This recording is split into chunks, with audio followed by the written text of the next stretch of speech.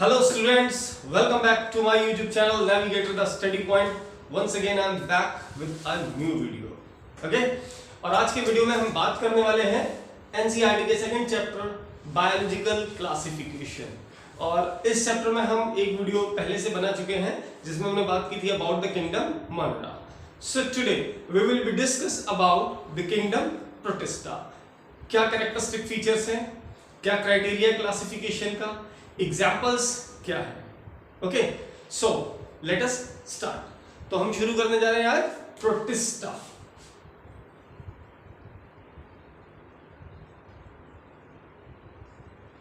Kingdom protista. तो 5 kingdom system of classification को हम फॉलो कर रहे हैं and the first kingdom is Monera, second Protista, third Fungi, fourth one is Plantae and the last one is Animalia. तो Protista के बारे में हम सबसे पहला स्टेटमेंट क्या लिखेंगे? All unicellular eukaryotes. ओके, तो इससे जो प्रीवियस किंगडम था मोनरा, और हमने ऐसे एक स्टेटमेंट लिखा था अबाउट द मोनरा, और वो स्टेटमेंट था ऑल यूनिसेलुलर प्रोकैरियोट, लेकिन यहां हमने क्या लिखा? All unicellular eukaryote. और प्रोटिस्टा को लेके बहुत सारे कन्फ्लिक्ट्स हैं।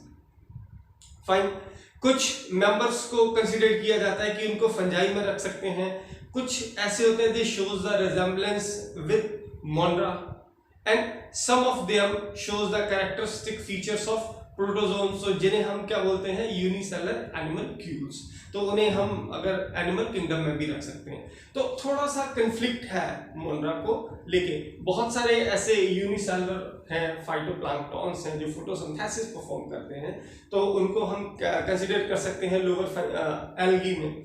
फाइन, तो हम एक स्टेटमेंट और लिखेंगे इन सारी बातों को मद्देनजर रखते हुए। Boundaries of this kingdom, boundaries of this kingdom is not well defined, क्योंकि थोड़े से रिजेम्बलेंस जो है मोनरा के साथ, या थोड़े से रिजेम्बलेंस जो है आगे अपकमिंग किंगडम प्रोटिस्टा के साथ, तो उन सारी बातों को ध्यान में रखते हुए स्टेटमेंट हम लिख सकते हैं boundaries of this kingdom is not well defined, और it is a connecting link between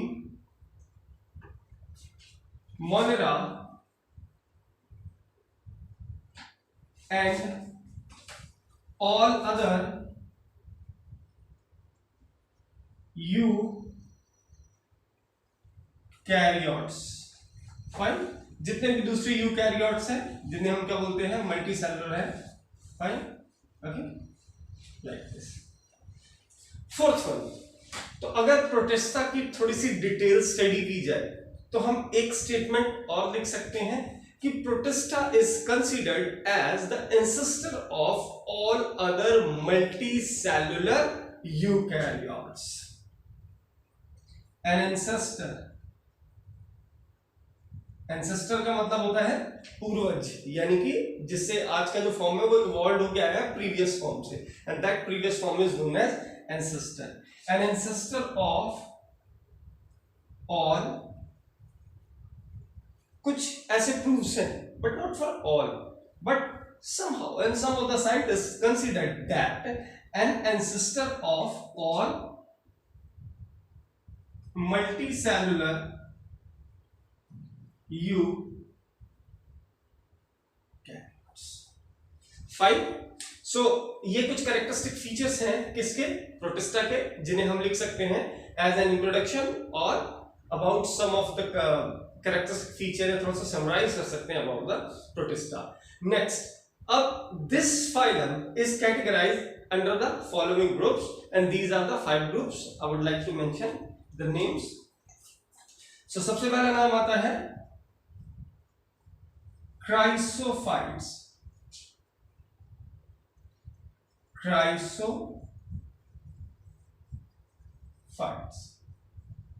Second one is denoflagellate। Fine. Third one is euglenoids.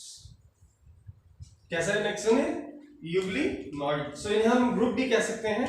Euglenoid के बाद नेक्स्ट ग्रुप आता है slime moulds. Slime moulds, okay fine.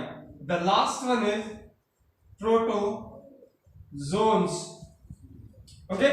Chrysophytes, dinoflagellates, euglenoid, slime molds and protozoans. So these are the 5 groups in which the protista can be classified. Now one by one we will be study about all these and their appropriate examples or the members. So let us start with chrysophytes. तो सबसे पहले हम बात करेंगे किसके बारे में? chrysophytes के बारे में। Fine, okay? तो सबसे पहले हम बात करने जा रहे हैं chrysophytes की, कि क्राइसोफाइट्स क्या होते हैं, इनके कैरेक्टरिस्टिक फीचर्स क्या है और इनके एग्जांपल्स क्या है। तो सबसे पहले अगर हम क्राइसोफाइट्स की बात करें तो ये कैसे हैं, ये कैसी जगह पे होंगे? They are mostly aquatic and present in terrestrial moist place. कैसे हैं? एक्वेटिक है, एक्वेटिक और terrestrial moist places. Fine. Next. तो ये कैसे है? प्लांक्टॉन्स हैं। देखिए plankton is a word which is use for unicellular organism. तो प्लांक्टॉन्स को भी हम 2 कैटेगरी में डिवाइड कर सकते हैं, फाइटोप्लैंक्टन एंड जूप्लैंक्टन। तो ऐसे यूनिसेलर ऑर्गेनिज्म जो एनिमल्स की तरह बिहेव करें वो जूप्लैंक्टन, और ऐसे यूनिसेलर ऑर्गेनिज्म जो प्लांट की तरह बिहेव करें दे आर फाइटोप्लैंक्टन्स। तो ये कैसे हैं? ये प्लैंक्टन्स हैं। तो परफॉर्म क्या करेंगे? फोटोसिंथेसिस। तो ये कैसे होगा? Photosynthetic planktons. फाइन। नेक्स्ट आता है, नेक्स्ट काफी इंपॉर्टेंट कैरेक्टर है इनका। तो जो क्राइसोफाइट्स है, हम जानते हैं कि chrysophytes are categorised into the protista. तो ऑब्वियसली ये यूनिसेलुलर ही होंगे, यूनिसेलुलर है और यूकैरियोट है तो डेफिनेटली सेल वॉल प्रेजेंट होगा, ओके। तो सेल वॉल भी प्रेजेंट है, लेकिन इनका जो सेल वॉल है प्लांट के सेल वॉल की तरह ये सेलुलोज का नहीं बना है, और ना ही फंजाई के सेल वॉल की तरह काइटिन का बना है। तो जो हमारे क्राइसोफाइट्स हैं, यानी कि जो हमारी ये प्रोटिस्ट हैं, इनका जो सेल वॉल है that is made up of silica. Cell wall made up of silica. Fine.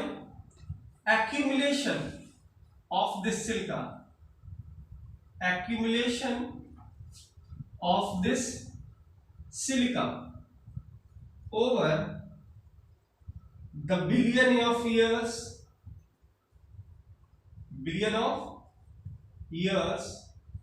refers to as diatomaceous earth. Fine. तो जो सिल्का है, सिल्का से बना हुआ है क्या इनका सेल वॉल? तो ultimately when the organism will be dead तो ये क्या हो जाएगा? डिकम्पोज हो जाएगा, और सिल्का क्या हो जाएगा? डिपोजिशन हो जाएगा। कहां पे? एट द सरफेस ऑफ सी। तो धीरे धीरे एक्यूमुलेशन इसी तरह से होता रहेगा बहुत सारे सिल्का पार्टिकल्स का, and they will form a floor. एक फ्लोर बना देंगे, या जिसे हम कह सकते हैं अर्थ बना देंगे, एक छोटा सा सरफेस बना देंगे सी के नीचे, तो उसे हम क्या बोलते हैं? डायटमोशियस अर्थ। नेक्स्ट आता है, तो नेक्स्ट स्टेटमेंट भी इसी डायटमोशियस अर्थ से रिलेटेड है। Diatoms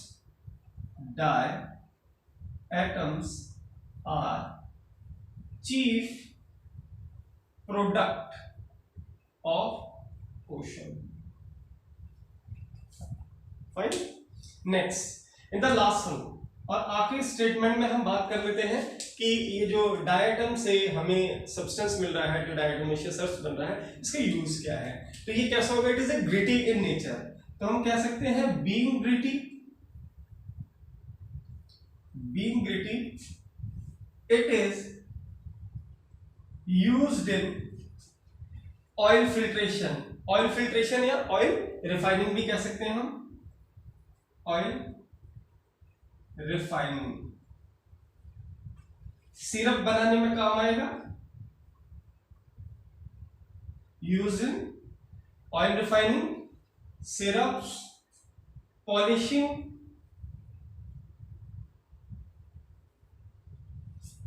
fine. तो इतनी सारी चीजों में क्या होता है, ये डायटमोशियस जो डायटम्स हैं ये काम आते हैं। इन द लास्ट हम बात करेंगे एग्जांपल्स की। तो अगर एग्जांपल्स हम लिखें तो एक नाम बार बार जो रिपीट हो रहा है डायटम्स, तो सबसे पहले एग्जांपल आएगा इसका डायटम्स, और नेक्स्ट एग्जांपल आएगा गोल्डन एलगी। तो गोल्डन एलगी देखिए हमने इसको एलगी का नाम दिया, लेकिन एलगी क्या है, तो एलगी हमारा आएगा किसमें, प्लांट किंगडम में, ओके, जिसमें हम सारी एलगी की बात करेंगे। तो इसे एलगी नाम दिया गया है, तो means to say somewhere else these are the ancestors of algae. तो यानी कि कैसी है, लोअर एलगी है। That's why I have already told you that की the boundaries of the Protista is not well defined, fine. So this is all about the chrysophytes. Now we will be proceed for the next dinoflagellates. Okay, next is dinoflagellates. तो chrysophyta के बाद next आता है dinoflagellates। तो पहला comment about dinoflagellates, component of phytoplanktons, components of phytoplanktons,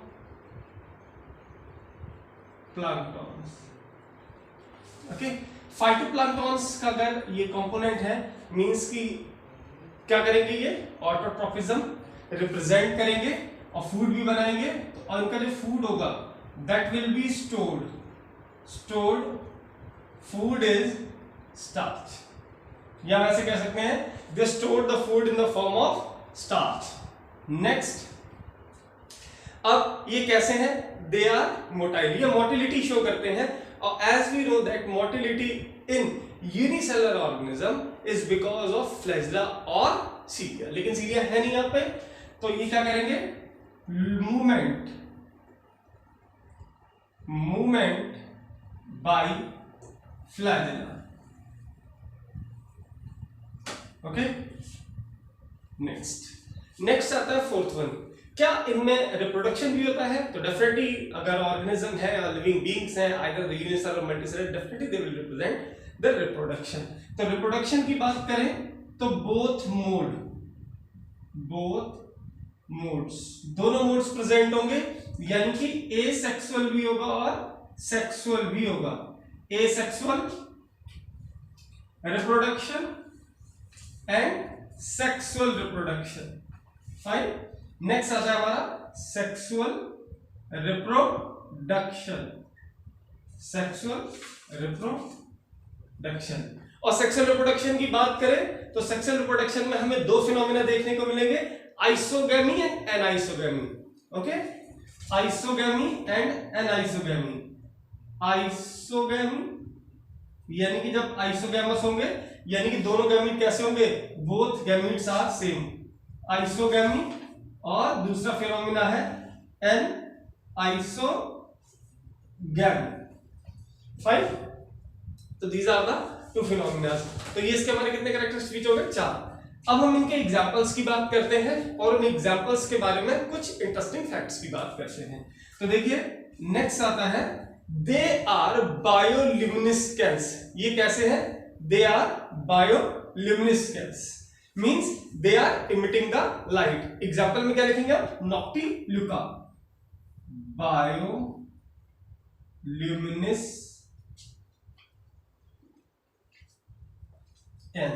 bioluminescence का मतलब क्या होगा, they are emitting the light, यानी कि लाइट इमिटिंग या लाइट प्रोड्यूसिंग, कुछ भी कर सकते हैं, लाइट इमिट करते हैं या लाइट जनरेट करते हैं या लाइट प्रोड्यूस करते हैं। एग्जांपल आता है हमारा नॉक्टिल्यूका, फाइन। नेक्स्ट, तो थोड़ा सा यहां जगह कॉम्पैक्ट हो रही है तो मैं यहां लिख देता हूं। इसके बाद आता है रेडिटाइड। तो एनसीईआरटी में जब आप पढ़ेंगे डायनोफ्लेजेलेट्स के बारे में तो दोनों नाम आपको मिलेंगे, कौन सा, नॉक्टिल्यूका और गोनियोलेक्स। तो होता क्या है कि जो टाइड्स होते हैं, यानी कि जो सी में टाइड्स आते हैं, they appear red due to the presence of Gonyaulax. और उन टाइड्स को क्या बोलते हैं हम? Red tides. क्या बोलते हैं? Red tides. और red tides are appear red due to the presence of Gonyaulax. Fine. तो गोनियोलैक्स के कारण जो हमारे होते हैं रेड टाइड्स दिखाई देते हैं। कई जगह पे रेड टाइड्स की जगह मान लीजिए कोई क्वेश्चन आ जाता है, the appearance of red sea is red, क्यों जो अपीयरेंस है रेड सी का वो लाल क्यों है, तो वहां पे हम गोनियोलैक्स नहीं लिख सकते, वहां पे लिखेंगे ट्राइकोडेस्मियम इरिथियम, जो कि कैसी है? एक एल्कीन। Fine, okay. तो नेक्स्ट जब इसी सीरीज में हम आगे बढ़ते हैं तो ये दो हमारे एग्जांपल्स भी हो गए इसके, डायनोफ्लेगेलेट्स के, गोनियोलैक्स एंड नॉक्टिडुका। इनको मैं थोड़ा कलर से भी मार्क कर देता हूं because you can easy to be identify the examples of this class. Next, तो जैसे ही हम डायनोफ्लेगेलेट्स के बारे में आगे बढ़ेंगे तो एक स्टेटमेंट लिखा है, they produce the toxic substance, यानी कि कुछ ऐसे टॉक्सिक सब्सटेंस प्रोड्यूस करते हैं या ऐसे टॉक्सिन्स रिलीज करते हैं that are harmful for the other marine animals and they may cause the death of other marine animals. तो सवाल ये आता है कि अगर ये टॉक्सिक सब्सटेंस रिलीज करते हैं तो टॉक्सिक सब्सटेंस क्या हो सकता है? तो they release toxin, they release toxin, okay, और that is harmful for the other marine animals. और टॉक्सिन का नाम है saxitoxin. Fine, they release a toxin जिसका नाम क्या है? सैक्सीटॉक्सिन। और ये कैसा है? ये काफी डेंजरस हो सकता है, क्यों? क्योंकि it is a neurotoxic substance. Fine, क्योंकि जो टॉक्सिक सब्सटेंस है इनकी भी कैटेगरीज होती हैं अलग अलग। तो जैसे जो खतरनाक टॉक्सिक सब्सटेंस है वो कैसे होते हैं? न्यूरोटॉक्सिक, यानी कि ये टॉक्सिक सब्सटेंस जैसे ही किसी ऑर्गेनिज्म की बॉडी के कांटेक्ट में आते हैं तो दे directly attack on the nervous system, और ये नर्वस सिस्टम को क्या करते हैं? कोलैप्स कर देते हैं, जिससे क्या हो जाती है? इमीडिएट डेथ हो जाती है। तो ये कैसा है? It is a neurotoxic substance. Fine. So this is all about the dinoflagellates. Now we will proceed for slime molds. Slime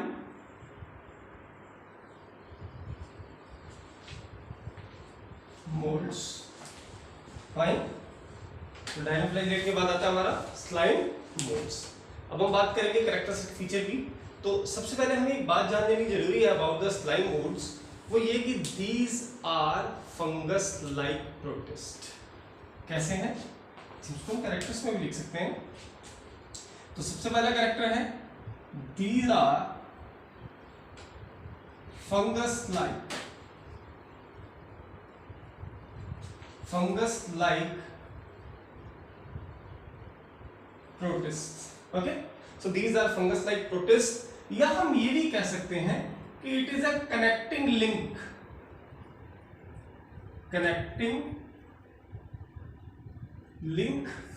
between fungus and animals. तो ये कनेक्टिंग लिंक्स है किसके बीच में? फंगस और एनिमल्स के बीच में। कुछ कैरेक्टर हैं जो ये एनिमल की तरह रिप्रेजेंट करता है और कुछ कैरेक्टर हैं जो इसमें कैसे हैं? फंगस लाइक है। फाइन, नेक्स्ट आता है हमारा। तो as we have talk about the other protist कि वो ऑटोट्रॉप्स हो सकते हैं, लेकिन स्लाइम मोल्ड के केस में ऑटोट्रॉपिज्म नहीं है। तो कैसे हैं ये? कैसे हैं? ए chlorophyllous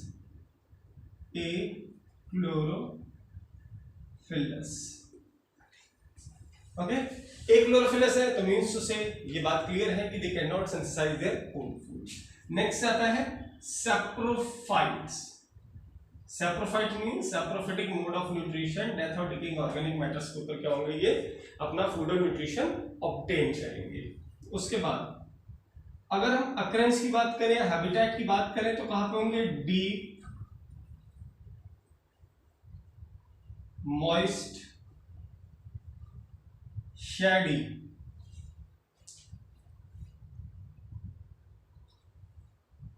places, deep moist and shady places में होंगे। फाइन, अगले कैरेक्टर की हम बात करते हैं तो इनका जो सेल होगा उसमें सेल वॉल नहीं होगी। Cell have only cell membrane, means no CW, means no cell wall। फाइन, अब एनिमल्स की तरह देखते हैं तो एक कैरेक्टर और है जिसे हम क्लेम कर सकते हैं। वो कैरेक्टर ये है कि ये फ्लैजेला नहीं है, यहाँ पे सीलिया नहीं है, तो हाउ परफॉर्म दे लोकोमोशन और movement. So they perform the locomotion with the help of pseudopodia, and as we know pseudopodia is a characteristic feature of amoeba।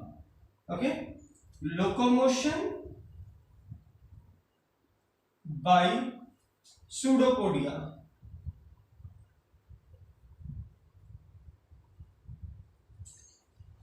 and as you know very well that there is no particular or the fixed shape of amoeba। so amoeba can change or moderate continuously its shape, and amoeba में भी क्या है, unicellular organism है, so there is no particular locomotory organ, it perform the locomotion with the help of pseudopodia। pseudo means the false, podia means feet, so they perform the locomotion with the help of as like amoeba means pseudopodia, यानी कि false feet। Okay, next अगर हम बात करें तो reproduction में sexual और asexual almost both modes are present. Fine, next in the last में आता है examples. What are the examples of slime mould? तो पहला है हमारा फाइजेरम। कौन सा है? फाइजेरम।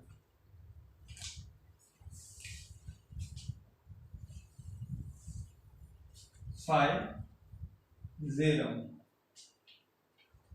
दूसरा कौन सा है? फाइजेरेला। तीसरा कौन सा है? ट्यूबिपोरा।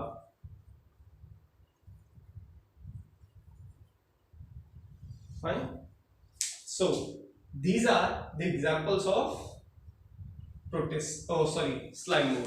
हाँ, प्रोटिस्ट है, स्लाइम मोड के एग्जांपल है। अब हम बात करेंगे किसकी? यूग्लिनॉइड प्रोटिस्ट की।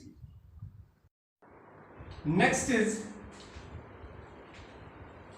यूग्लिनॉइड। तो इसके बाद बात करते हैं हम यूग्लिनॉइड की कि यूग्लिनॉइड्स क्या होते हैं।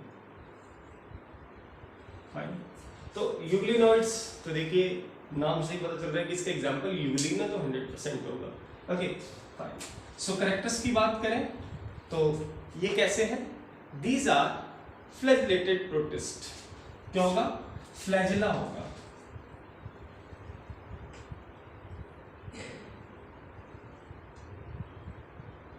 Flagellated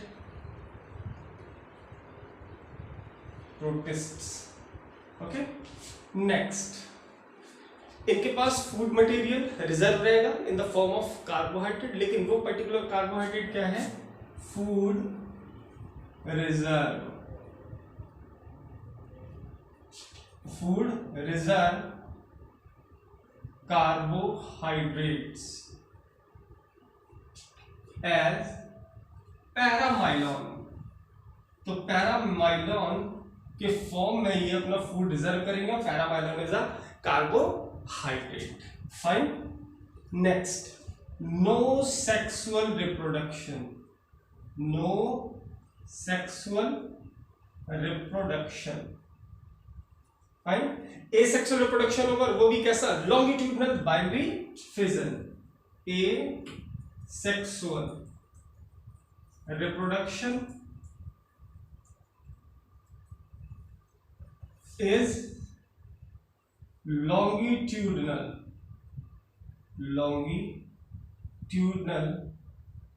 binary fission। Fine, next means जो बाइनरी फिजन है, बाइनरी फिजन भी दो टाइप के होते हैं। बाइनरी फिजन की हम स्टडी करते हैं जब हम बैक्टीरिया के बारे में पढ़ते हैं। तो बाइनरी फिजन में क्या होता है कि when two cells are distributed into the two equal cells, then these two equal cells further two cells okay. तो हर एक स्टेज में क्या होता जाएगा, 2x मल्टीप्लीकेशन हो जाएगा। फर्स्ट स्टेज में 1 से 2, फिर सेकंड स्टेज में 2 से 4, थर्ड स्टेज में 4 से 8, 8 से 16, फिर 16 से 32। तो इस तरह से एक सीक्वेंस चलता रहेगा। हर एक स्टेज पे 2x मल्टीप्लीकेशन होगा।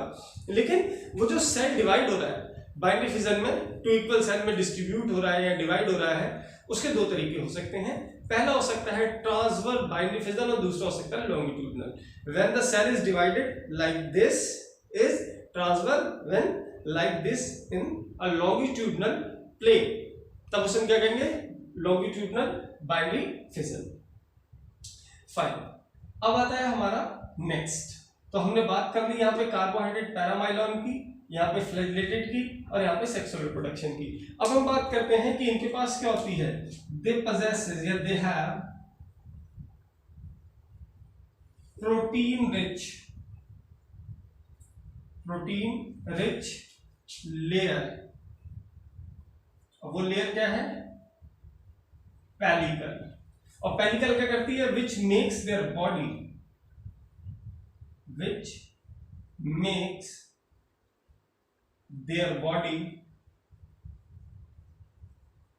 फ्लेक्सिबल। फाइन। और इनकी बॉडी को कैसा बनाएगी, फ्लेक्सिबल बनाएगी। नेक्स्ट पॉइंट आता है, और नेक्स्ट पॉइंट है हमारा mode of nutrition. So mode of nutrition कैसा हो सकता है, या तो ऑटोट्रॉफिक हो सकता है या हेटेरोट्रॉफिक हो सकता है। But interesting is this, the mode of nutrition is कैसा है, मोड ऑफ न्यूट्रिशन कैसा है, नॉट ऑटोट्रॉफिक नॉट हेटेरोट्रॉफिक। कैसा है, mixotrophic, means both mode of nutrition are present. तो कैसा हो जाएगा ये, mixotrophic. Mixotrophic mode of nutrition present है इसमें, मींस ये ऑटोट्रोपिज्म भी शो करेंगे और हेटेरोट्रोपिज्म भी शो करेंगे। ऑटोट्रॉफिक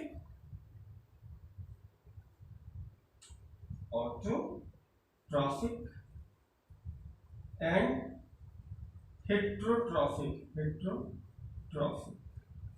और ये आप जानते हैं autotrophic means they can synthesise their own food, and heterotrophic में they depends upon other animal and plants as a food और द फूड रिसोर्सेज। तो ऑटोट्रॉफिक और हेटेरोट्रॉफिक मोड दोनों को रिप्रेजेंट करेंगे। ऑटोट्रॉफिक मोड देखिए कब होगा, प्रेजेंस ऑफ सनलाइट,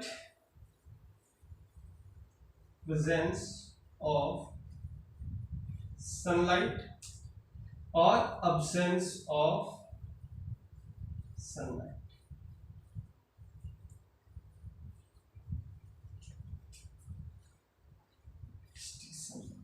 फाइन। तो कहने का मतलब ये है कि ये जो हमारा यूग्लिना है, इसके एग्जांपल है यूग्लिना, यहां मैं लिख भी देता हूं एग्जांपल्स क्या है, यूग्लिना और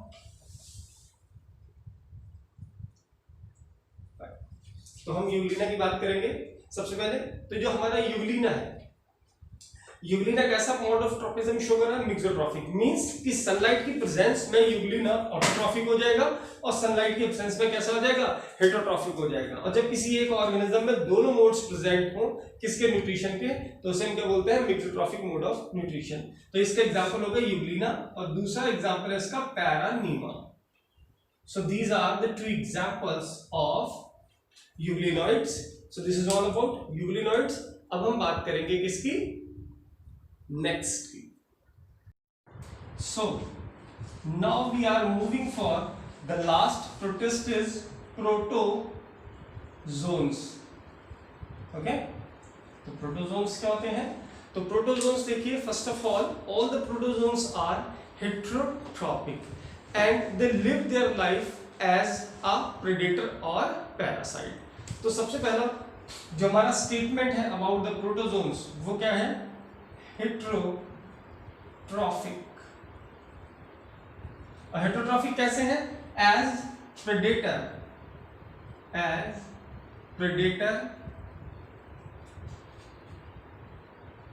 या फिर पैरासाइट कह सकते हैं। ओके, क्या सकते हैं, parasites. and this group was the very first time studied by Leeuwenhoek in 1677. First time studied by Leeuwenhoek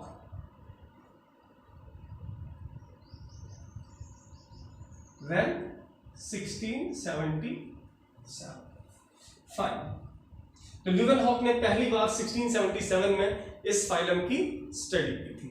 okay, next आता है हमारा, तो नेक्स्ट आता है तो हम इसमें क्या कह सकते हैं, it is believed that the protozoans are the primitive relative of all animals. तो ऐसा साइंटिस्टों का मानना है कि जो प्रोटोजोन्स हैं ये एनिमल का सबसे प्रिमिटिव फॉर्म है। तो एनिमल्स, अगर हम प्रोटोजोन्स की बात करें तो प्रोटोजोन्स से इवॉल्व होकर पॉलीफेरा, पॉलीफेरा से नेक्स्ट निडेरिया, फिर platyhelminthes, annelida, arthropoda, later on mollusca, echinodermata, फिर उधर हमारे हेमिकॉर्डेटा और कॉर्डेट्स आ गए। तो मतलब दे बिलीव दैट कि they are the primitive, okay, primitive relatives of animals. कैसे हैं? Primitive relative of animals. Fine, next अब हम बात करते हैं कि जो हमारा ये प्रोटोजोन है इसको फर्दर आगे कुछ और छोटे छोटे ग्रुप्स में डिवाइड किया गया है। तो जो हमारा सबसे पहला ग्रुप आएगा वो आएगा अमीबॉइड प्रोटोजोन्स। अमीबॉइड प्रोटोजोन्स, तो अमीबॉइड प्रोटोजोन्स में कैसे होंगे? They are amoeba like animals, और अमीबा के कैरेक्टरिस्टिक फीचर्स हम जानते हैं, इरेगुलर इन शेप और कैसे एक्वेटिक कंडीशंस में रहेंगे, हेटेरोट्रॉफिक मोड ऑफ न्यूट्रिशन होगा, बॉडी का कोई फिक्स शेप एंड साइज नहीं होगा। अगर एग्जांपल्स की बात करें अमीबॉइड प्रोटोजोन्स के, तो इसमें हम 3 एग्जांपल्स लिख सकते हैं। पहला लिख सकते हैं जैसा कि इसका हेडलाइन ही है, amoeboid protozoans means amoeba. Next हम लिख सकते हैं Entamoeba, and amoeba, histolytica, Entamoeba, histolytica. Okay, amoeba हो गया, एंटअमीबा, हिस्टोलिटिका हो गया, और नेक्स्ट हो गया हमारा एंटअमीबा, एंटअमीबा जिंजीवैलिस, एंटअमीबा जिंजीवैलिस।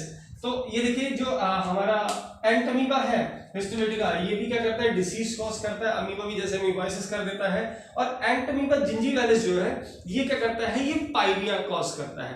पायरिया का मतलब होता है कि जब किसी ह्यूमन की बक्कल कैविटी में, जो हमारे बक्कल कैविटी में जो हमारे दांत होते हैं, तो वो किस में होते हैं? गम्स सॉकेट के अंदर फिक्स होते हैं। तो जब एंटअमीबा जिंजीवैलिस इन्फेक्शन करता है तो ये पायरिया कॉज करता है, और उस पायरिया के कारण जो हमारे जॉज होते हैं, ये जॉ में क्या आ जाती है? जगह जगह पे स्वेलिंग आ जाती है, और इन्फेक्शन के कारण उसमें क्या होने लगता है? पस पड़ने लगती है। जहां पे टूथ के सॉकेट्स होते हैं उन सॉकेट्स में ये इन्फेक्शन कर देता है, जिसे हम कहते हैं पायरिया। फाइन, नेक्स्ट आता है हमारा अमीबॉइड प्रोटोजोन्स के बाद फ्लैजेलेटेड प्रोटोजोन्स।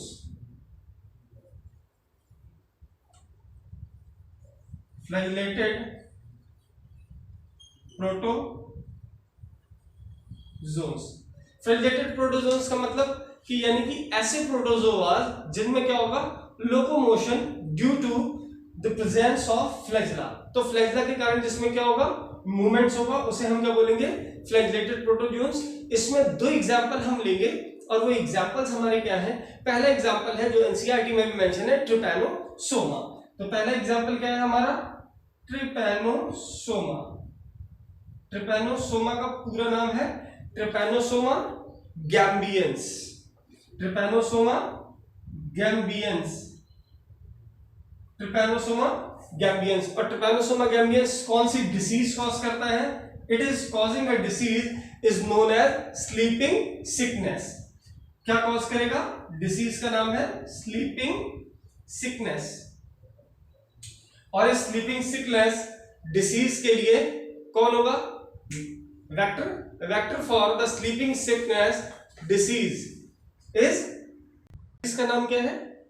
Sleeping sickness. और हमें एक चीज और याद रखनी है कि ये डिसीज जो है, अब जैसे ये यूनिसेलुलर ऑर्गेनिज्म है, तो ये जो हमारा ट्रिपैनोसोमा गैम्बियंस है, ये डिसीज कॉज कर रहा है स्लीपिंग सिकनेस, लेकिन इस डिसीज का कॉजल एजेंट तो ट्रिपैनोसोमा गैम्बियंस है, बट वेक्टर कौन सा है, इसको कैरी कौन करेगा? तो vector for this disease is tsetse fly. नाम याद रखिएगा, टिस फ्लाई।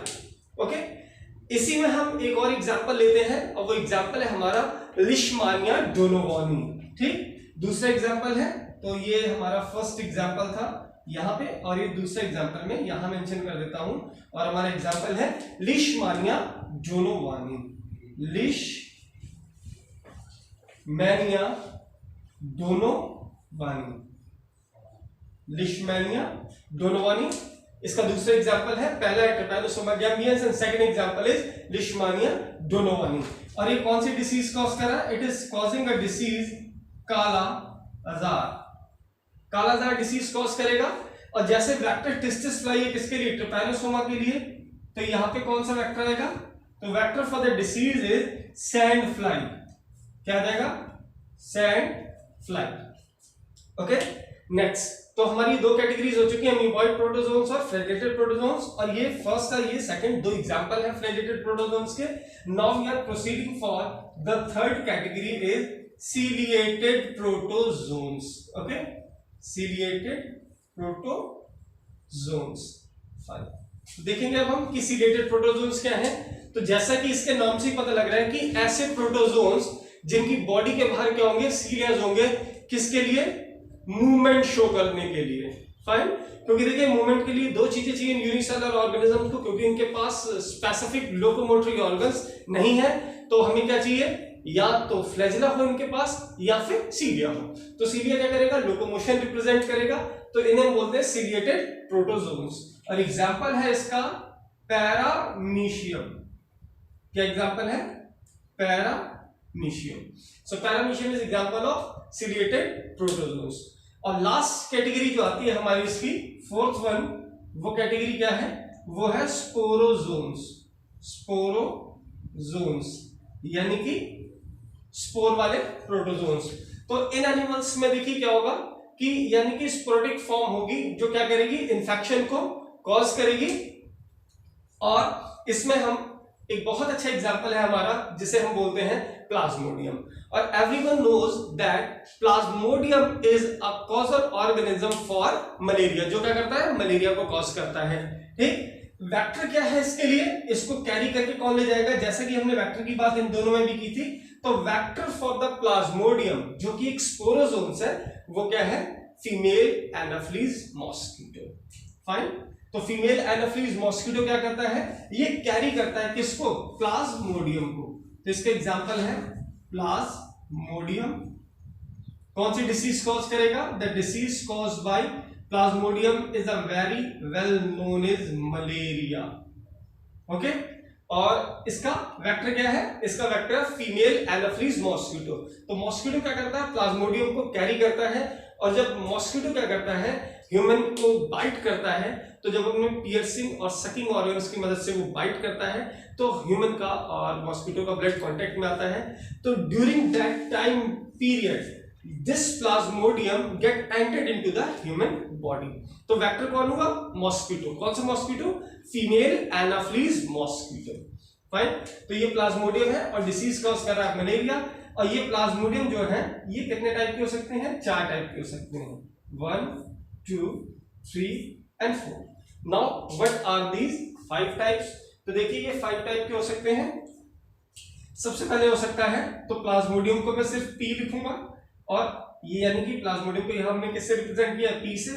तो पहला आता है हमारा प्लाज्मोडियम वाइवेक्स, क्योंकि ये जीनस होगा, स्पीशीज हम छोटे से लिखेंगे, तो P वाइवेक्स का मतलब है प्लाज्मोडियम वाइवेक्स। नेक्स्ट आता है हमारा प्लाज्मोडियम ओवेल, और उसके बाद नेक्स्ट आता है हमारा प्लाज्मोडियम फैल्सीपेरम, जो कि सबसे ज्यादा fatal, the most dangerous and the most fatal is Plasmodium falciparum, and in the last is Plasmodium malariae. Fine, तो सबसे आखिरी में आता है Plasmodium malariae. So these are the examples of sporozoans. So और ये हमारा आखिरी टॉपिक था इसका। protozoans. So I hope you like this video and get some of the informations. So once again recall the entire topic to whom about we have discussed today. तो हमने आज बात की थी प्रोटिस्टा की, प्रोटिस्टा के कैरेक्टर्स की, फिर उसके बाद हमने कैरेक्टर्स की बात की थी क्राइसोफाइट की, डायनोफ्लैजेलेट्स की, यूग्लिनॉइड्स की, slime modes की, and ultimately in the last is protozoans, and we have learned the characteristic features, their example and some of the interesting points. I hope you like this video and don't forget to subscribe my channel. इसी तरह से आप इसे like करिए और बहुत जल्दी मैं वापस आऊंगा एक और नया वीडियो लेके।